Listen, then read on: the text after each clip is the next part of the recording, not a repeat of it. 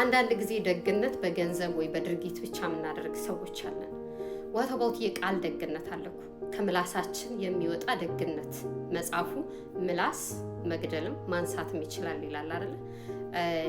እያየን ዝም የምንል ሰዎች አለን። ጥሩ ነገር እየሰሩ ያሉት ሰዎች እያየን እያወቀን እውነታውን ግን ኮምፕሊመንት ለማድረግ ምንቸገር ሰዎች አለን። ጀለሲም ይሆናል ኖርማሊ ደግሞ ሳይመጣልንም ወይ ደግሞ ያ የመግለጫ መንገድ የማይመስለን ሰዎች እንኖራለን።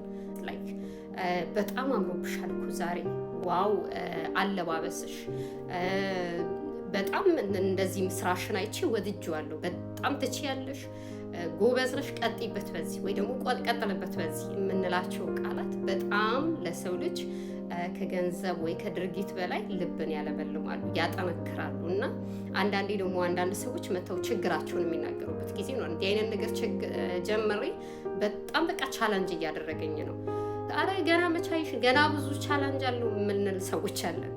ይሄ በቃ የጀመርከውን ተው ወይ የጀመርሽውን ተይው በቃ ያዋጣ አያስኬድም እያልነው ነው። ይሄ ደግሞ ወደኋላ መውሰድ ሰው መግደል ነው። በቻልነው አቅም ሞክሪ። በጣም ጥሩ ነው። ጥሩ እየሰራሽ ነው ያለሽ፣ ትችያለሽ፣ ትወጪዋለሽ።